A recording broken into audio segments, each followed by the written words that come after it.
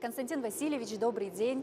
Вы инициатор и основатель Восточного отделения Российской академии космонавтики имени Циолковского. Расскажите, пожалуйста, по прошествии времени оправдало ли себя создание Восточного отделения на Дальнем Востоке? Какие задачи уже выполнены и каковы перспективы? Оправдала или не оправдала? Конечно же, оправдала. Задачи, которые ставились перед отделением, они даже перевыполнены. Вот я это могу однозначно сказать и доказать. Что, конечно, мы ставили задачи более скромные. Почему было создано отделение? Это был 2013 год, самый разгар строительства космодрома Восточного, выполнение указа президента, создание первого этапа космодрома. Вот. И, конечно же, назрела необходимость, насущная необходимость, создания такой структуры.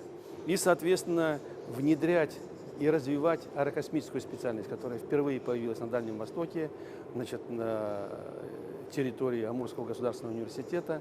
Это в форме совместного обучения, 2,5 года в университете и 2,5 года в МАИ и в Южноуральском, в Челябинске университете, с получением аэрокосмической специальности и с прибытием назад на космодром этих специалистов.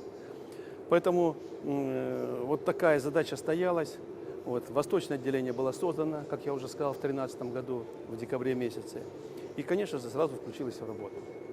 Я считаю, что благодаря очень старанию людей, 4 вуза и 4 ректора были, так сказать, в составе этого отделения. Благодаря неутомимой работе Алексеева Игоря Александровича, который сейчас стал руководителем с 1 ноября Восточного отделения Российской академии космонавтики, который очень много сделал для экологического обследования, исследований, и в том числе территории Якутии, и взаимодействия с якутскими учеными и должностными лицами. А чем сейчас занимается Восточное отделение на Дальнем Востоке?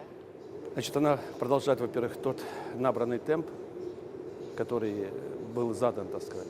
Продолжает, во-первых, это патриотическое обучение.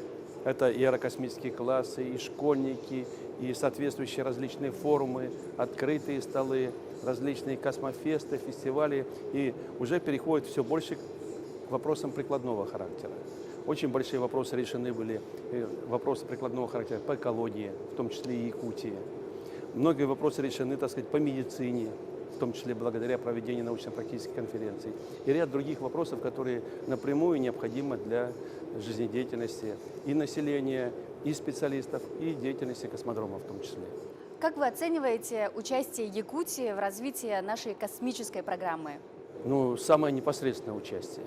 Вот что значит самое непосредственное участие? Во-первых, не нужно забывать, что на Якутии находится измерительный пункт, который ежедневно, в круглосуточном режиме обеспечивает орбитальную группировку необходимой измерительной информацией, а по некоторым космическим аппаратам работает непосредственно и управляет, участвует в процессе управления этими космическими аппаратами. Вот. Во-вторых, конечно же, Якутия всегда традиционно рассматривалась как, в том числе, районы падения для деляемых частей. Вот. Поэтому, конечно, территория Якутии позволяет это делать, это малонаселенные районы, и она очень удобна для обеспечения космической деятельности. Также я не могу сказать, очень большое участие принимают и якутские ученые вот по всем вопросам, и непосредственно космонавтики, как, так сказать, технические вопросы, как в МАИ ваш земляк работает, Семенов Василий Васильевич, доктор наук, профессор, вот. И, соответственно, так и обеспечивающих вопросов экологического сопровождения и другие работы выполняют. И, конечно же, и молодежь стремится внести свой вклад. Я очень благодарен, когда был на космодроме Восточном, так сказать, руководителем филиала госкорпорации, был очень доволен работой якутских студентов на всероссийской студенческой стройке. Неоднократно они приезжали и действительно очень самоотверженно работали и вносили свой вклад. Это все непосредственный вклад в развитие нашей космической программы. Наверное, раньше космонавтом мечтал стать каждый советский мальчик. А у вас была такая мечта? Я не буду оригинален, если скажу, что естественно. Естественно, большинство пацанов мечтало. Это была мечта, просто как звездная мечта, так сказать. Всерьез, мы даже уже пацаны понимали, что это тяжело осуществить. Это считалось вообще прикоснуться к солнцу руками, так сказать, дотронуться до живого космонавта, пообщаться, все. Вот. Тем более мне повезло, что я учился в средней школе номер 1 города Алуги, Ленинградской области. И наш класс, пионерский отряд, носил название «Космос». И вот именно с того момента, со школьных лет, вы уже начали увлекаться космонавтикой? Наверное, да. Наверное, да. В Якутии школьное движение по космонавтике развито достаточно высоко. У нас даже есть музей космонавтики и авиации в селе Дюпсюй Усть-Алданского района. Вы там были. Дети в республике на очень серьезном уровне занимаются космонавтикой, участвуют в различных олимпиадах и конкурсах российского и республиканского уровня. И вы, наверное, слышали о программе дополнительного образования аэрокосмической направленности «Старт в космос». Вот как вы можете прокомментировать этот проект? Проект у нас работает на территории республики. Во-первых, естественно, слышал о этой программе и непосредственно, так сказать, взаимодействию с рядом должностных лиц по выполнению. Конечно же, должен признать и отметить, что это большая заслуга главы, значит, республики Арсения Сергеевича в том, что он так вот непосредственно через себя пропускает вот эти проблемы космонавтики и столько внимания уделяет вот этому вопросу. Развитию аэрокосмического направления в Якутии, воспитанию подрастающего поколения. Это, конечно, очень благородная, очень почетная обязанность и действий. Ну и, конечно же, я не могу сказать, так сказать, о простых людях. Значит, сельском учителе обыкновенном, который создал этот уникальный, так сказать, музей. Я, естественно, там был уже неоднократно, был я не один, там привез я Романа Юрьевича Романенко. И, значит, нам настолько это понравилось, вот именно, так сказать, настолько удивило, уже казалось, космонавта не удивишь, значит, музеем космонавтики, понимаете, он был во многих странах мира и видел все крупнейшие музеи, но он был поражен и восхищен, с таким трепетом, как дети относятся к истории космонавтики. Сколько там сделано руками. И, конечно же, вот крайний раз, когда мы приезжали то же самое с Романом Юрьевичем, с Аргаланой Егоровной, значит, вот в июне месяце в Дюпсю, когда отмечали 45-летие музея, конечно, мы очередной раз были, значит, и поражены, и восхищены. Понимаете, вот это просто уникально. Это восхитительно, превосходно. Любыми, можно, так сказать, словами охарактеризовать вот эти события. Просто молодцы. Поэтому, конечно, программа работает, образовательная, очень хорошо работает. Я скажу, по многим вопросам просто уникально работает. За это большое спасибо всему народу Якутии. Вот такая работа, она приносит большое удовлетворение, потому что работа это неформальная, это действительно от сердца идет работа, видишь неподдельный интерес. Поэтому, конечно, мы развиваемся, сотрудничаем, значит, и с детьми. И вот буквально, так сказать, 2 месяца назад была, так сказать, делегация в Звездном с Якутии. Поэтому, конечно, сотрудничаем, взаимодействуем и решаем совместно вопросы. А вот что дает такие обмены, когда дети приезжают в вот этот звездный городок, что они там видят, с чем знакомятся? Во-первых, мы отрываемся от интернет-зависимости. Она не всегда положительная и правильная, потому что иногда, значит, заслаиваются всеми иностранными, так сказать, этими, значит, где-то, так сказать, и мнимыми заслугами, и непонятно, какую информацию забивается вот молодому школьнику, молодому ребенку, так сказать, соответственно, студенту. А когда видишь живыми глазами, начинаешь немножко анализировать и понимать, когда знакомятся с реальными фактами нашей истории. Как за 1,5 года можно построить пусковое устройство в пустыне? И поэтому начинается какой-то определенный, так сказать, анализ и сравнение. Когда говорят, что да, страна там, значит, какими-то эпитетами награждают незаслуженно. А когда сталкиваешься с историей, когда изучаешь реальные достижения, когда смотришь на наше сегодняшнее состояние космоса, тогда появляется гордость.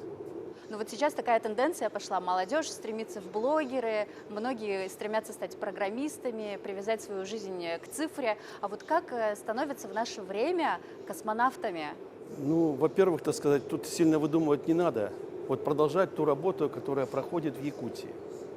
На любой специальности, получив любую специальность, не обязательно, так сказать, инженера, механика там, в аэрокосмическом вузе, а даже обыкновенные простые наши специальности гражданского характера при, значит, определенных позициях, при мечте можно стать, так сказать, сотрудником, который непосредственно занимается космическим исследованием, а в перспективе и космонавтом, у кого будет такое желание. В отряд космонавтов периодические наборы есть, нужно здоровье, нужно определенный, так сказать, интеллект, вот, определенное образование. Эта задача решаемая. Последняя встреча была, так сказать, у Арсения Сергеевича, тоже подписали целые, так сказать, и договорились о ряде достигнутых соглашения о взаимодействии с Центром подготовки космонавтов. То есть уже работа эта проходит и проводится. То есть если Якутия будет развиваться такими же темпами, то якутскому Гагарину все-таки быть? Вот я вас огорчу, якутскому Гагарину не быть. Потому что Гагарин – это уже лицо, которое прошла эпоха. Первый человек вступил в космос – это Гагарин. Уже другой первый человек не вступит в космос. Но первый человек, который вступит на территорию Луны, на территорию Марса, эта перспектива у якутского космонавта очень большая. То есть это будет не Гагарин, но свой космонавт. На Луне побывать, на Марс ступить, на другие планеты – это не менее почетная и ответственная задача. В начале ноября этого года в ходе отчетного совещания, в котором принимали участие представители Якутии, Москвы и Амурской области, вы объявили о создании на территории Якутии секции восточного отделения. Вот когда нам ждать открытия этой секции и когда она заработает в полную силу?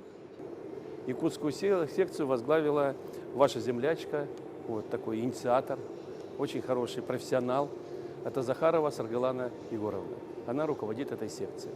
Вот сейчас создание секции находится уже на утверждении Пленума Российской академии космонавтики. То есть решение принято, все единогласно проголосовали за это. Вот. И поэтому, конечно же, она была необходима, потому что Якутия очень здорово идет вперед. Именно инициативно, так сказать, и старательно. Поэтому есть необходимость уже выделить большую самостоятельность дать. Не просто в составе восточного отделения, она остается в составе восточного отделения, но ряд задач, чтобы она могла решать самостоятельно.